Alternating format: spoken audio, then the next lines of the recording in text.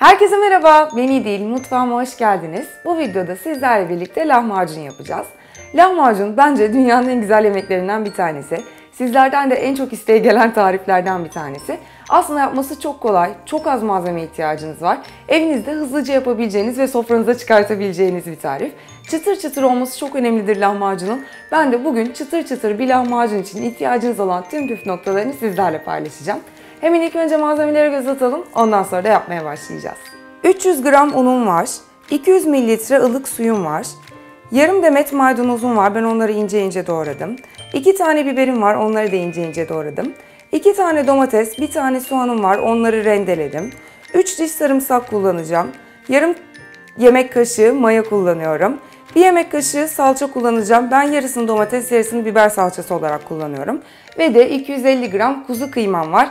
Lahmacun için gerekli malzemelerimiz bu kadar. İlk önce lahmacunun hamurunu yaparak işleme başlayacağız ama ondan önce benim mayamı aktif bir hale getirmem lazım. Onun için şu 200 mililitre ılık suyumun içine mayayı koyuyorum. Eğer instant maya kullanıyorsanız bunu yapmanıza gerek yok. Direkt buna katıp yapmaya başlayabilirsiniz hamurunuzu. Şöyle karıştırdım. Şimdi bir 10-15 dakika onun aktive olmasını bekleyeceğim. Üzerinde köpükler oluştuğu zaman tamam demektir. Ondan sonra hamur yaparak devam edeceğiz. Mayam güzelce aktive oldu. Hamurunuzun güzelce kabarması için bu adım önemli. Şimdi gelelim artık hamurumuzu yapmaya. Ben bugün bir ayaklı mikserin hamur yapma ucunu kullanacağım. Ama isterseniz siz elinizle de gayet rahatlıkla yapabilirsiniz. Yapması son derece kolay bir hamur zaten. Mikserimin içine unumu koyuyorum. Biraz tuz koyuyorum içine. Hafif tuz tadını istiyorum çünkü hamurumda. Ortasına şöyle bir spatula ile ya da elinizle de yapabilirsiniz. Bir çukur açıyorum. Biraz ortasını çukur gibi yapıyorum. Ve üzerine de aktive olan mayamı döküyorum. Benim kullandığım bu ölçüler tam geliyor hamurun kıvamı için. Ama undan una farklılık olabilir. Ondan yanınıza biraz daha un, biraz daha su olsun. Siz kendinize göre ayarlayabilirsiniz. Yumuşak bir hamur olması gerekiyor sonunda. Şimdi kapatıyorum mikserimin kapağını ve yaklaşık 5 dakika boyunca hamurumu yoğrulmaya bırakıyorum.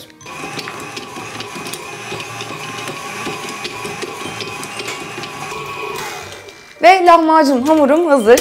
Yapması bu kadar kolay. Şimdi elime aldığımda şöyle elinize çok hafif yapışan ama çok da yapışmayan bir hamur olması lazım. Şimdi onu mayalanmaya bırakacağım ama ondan önce üzerine bir fırça yardımıyla hafif sıvı yağ gezdiriyorum ki mayalanırken onun etrafı çatlamasın, güzel bir şekilde mayalanabilsin diye. Bunu yaptığınız bütün hamurlarda bu püf noktasını kullanabilirsiniz aslında. Bu kadar yeterli olur. Onu tekrar şöyle ilk önce koyayım. Şu kasemin içine alıyorum. Üzerine temiz bir mutfak bezi örtüyorum. Ve ılık bir yerde yaklaşık 1 saat mayalanmaya bırakıyorum. Ondan sonra lahmacunumuzu yaparak devam edeceğiz. Lahmacun hamurum yaklaşık 50-55 dakikadır mayalanıyor. Şimdi artık lahmacunlarımızı yapmadan önce yapmamız gereken son işlemlere geldik. İlk önce fırınımızı açmalıyız. Fırını 230 derecede açacağız ve önceden ısıtacağız. Fırının iyice kızgın olması gerekiyor. Ben bugün bir pizza taşı kullanıyorum. Bunu da fırına koyacağım. Bu da iyice kızacak. Böylece lahmacunlarımı üzerine bıraktığım anda hemen çıtırlaşmaya başlayacaklar. Pizza taşını size çok tavsiye ederim. Eğer evinizde pizza, pide ya da ekmek gibi tarifleri çok fazla yapıyorsanız lezzet olarak gerçekten çok güzel bir fark yaratıyor. Güzel bir lezzet katıyor. Ama evinizde pizza taşı yoksa ve çok fazla yapmam diyorsanız o zaman bunu yağlı kağıt serdiğiniz, hatta unladığınız bir tepside bile lahmacunlarınızı pişirebilirsiniz. Hatta kapaklı bir teflon tavada da pişirebilirsiniz. Onu da orta ateşte yapın ama biraz pişmeleri uzun sürüyor ve bence fırının lezzeti çok daha güzel oluyor. Ondan fırında yapmanızı tavsiye ederim. Şimdi fırınımı açacağım. Pizza taşımı da ısıtacağım. Ondan sonra lahmacunumuzun kıymalı harcını yaparak devam edeceğiz. Şimdi geldik kıymalı harcımızı yapmaya. Bunun için önüme büyük bir kase aldım. İçine kıymamı koyuyorum. Ben lahmacun yaparken kuzu kıyma kullanmayı tercih ediyorum. Biraz yağlı oluyor. O lahmacun da daha güzel oluyor. İçine maydanozumu, ince ince doğradığım maydanozumu koyuyorum. Yine maydanoz lahmacunun olmazsa olmazlarından bir tanesi. Rendelediğim soğanımı aldım. Biberler. Bu malzemelerin miktarlarını istediğiniz gibi fazlalaştırıp azaltabilirsiniz. Daha fazla biberli istiyorsanız daha fazla biber ekleyebilirsiniz. Domatesimi koydum. Sarımsak koyuyorum. İsterseniz sarımsak tozu da kullanabilirsiniz eğer evinizde varsa. Sarımsak yine güzel bir lezzet katıyor lahmacuna. Ve de son olarak salçalarımı koyuyorum. Benim biber salçam çok acı olduğu için ben pul biber koymuyorum. Ama acı olmayan bir biber salçası kullanıyor olsaydım kesin pul biber de katardım. Karabiberini koyuyorum. Yine lahmacunun kıymalı harcında baharat çok önemli. Ondan bunları biraz bol kepçe koymakta fayda var. Tuzumu koyuyorum. Ve de eldivenimi takıp hepsini güzelce yoğuruyorum. Eldiven bana aşçılık okulundan kalan bir alışkanlık. Orada çok dikkat ederlerdi. Ama isterseniz tabii eldivensiz de yapabilirsiniz. Hepsini güzelce yoğuracağım. İç içe geçtiklerini göreceğim. Ondan sonra artık lahmacunlarımızı yaparak devam edeceğiz.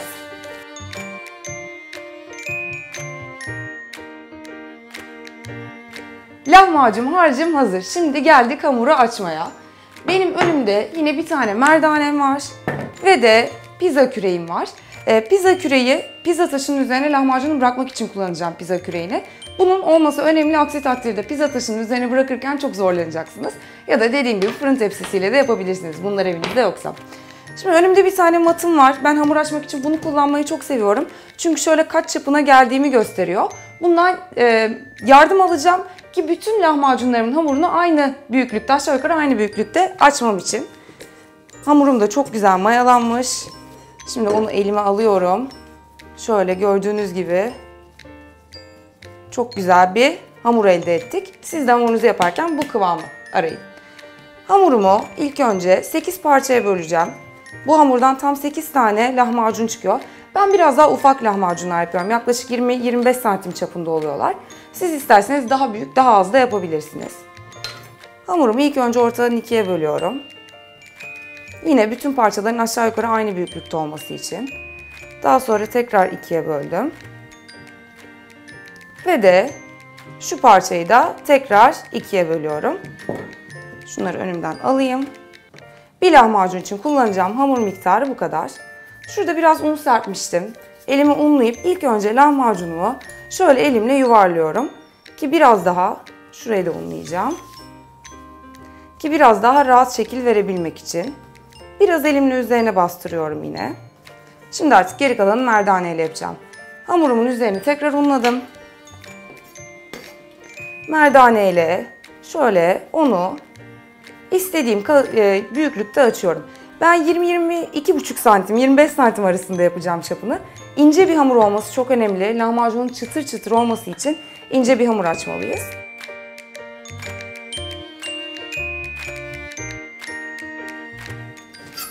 Lahmacunumu güzelce açtım. Eğer bunun mükemmel bir daire olmasını istiyorsanız şöyle bıçak yardımıyla etrafından geçebilirsiniz. Ama ben hiç gerek duymuyorum. Ev yapımı şeylerin güzelliği bence biraz daha çok mükemmel olmamalarında. Ondan dolayı böyle bırakacağım. Şimdi artık pizza küreğimin üzerine geliyorum. Onun üzerine güzelce unluyorum. Onu unlamamız önemli. Çünkü pizza taşının üzerine bırakırken lahmacunumuzun küreğe yapışmamasını istiyoruz. Ondan unladık. Üzerine açtığım hamuru alıyorum. Ve de üzerine hazırladığım malzememden koyuyorum. Lahmacunun malzemesi bol olmaz, az olur. Eğer bol olursa yine çıtır çıtır olmaz. Bu çok önemli bir püf noktasıdır. Ondan azar azar alarak tek bir katman, incecik bir katman halinde bütün malzemeyi yaymak çok önemli. Yine aynı şekilde lahmacunun kenarı boş bırakılmaz pizza gibi. Kenarları gelecek şekilde malzememi şöyle parmaklarımla güzelce yayıyorum.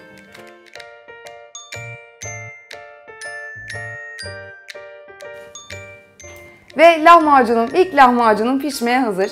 Gördüğünüz gibi kıymasının üzerine çok ince bir katman halinde serdim. Şöyle oynatınca da oynuyor. Pizza küreğimi oynatınca lahmacunum oynuyor. Bu demektir ki fırına verirken zorlanmayacağım. Şimdi bunu önceden ısıttığım 230 derece fırına koyacağım. Ve yaklaşık 7-8 dakika kadar pişireceğim. Çok hızlı bir şekilde pişiyor zaten lahmacun. Ondan sonra geri kalan bütün hamuruma ve kıymama, lahmacunlara aynı işlemi uygulayacağım. Hepsini tek tek pişireceğim. Ondan sonra görüşeceğiz.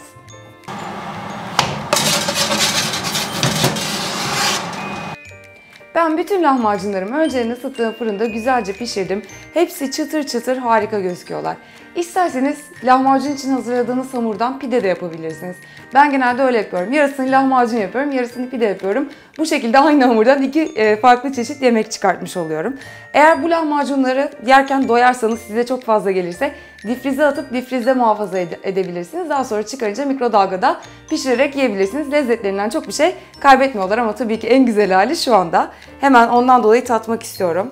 Ben içine biraz maydanoz koyuyorum ve de biraz limon sıkıyorum. İsterseniz sumak da ekleyebilirsiniz. Sumak da çok yakışır lahmacuna. Böyle limonu da sıktım. Sonra bunu bir rulo haline getirip hemen tadıyorum. Bakalım tadı nasıl olmuş.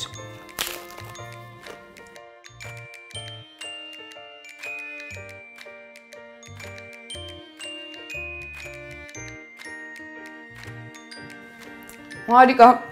Aynı kebapçılarda yediğiniz gibi. Baharatı benim için çok yerinde. Söylediğim gibi biber salçam Urfa'dan geldi. Ondan dolayı çok acı. Verdiği acılık benim için mükemmel. Umarım siz de evinizde lahmacun yapmayı denersiniz. Gerçekten gördüğünüz gibi yapması son derece pratik. Hiç gözünüz korkmasın. Eğer yaparsanız fotoğraflarını benimle Instagram üzerinden paylaşmayı unutmayın. Videolarımı beğenip kanalıma abone olursanız çok mutlu olurum. Bol bol görüşmek üzere. Hoşça kalın.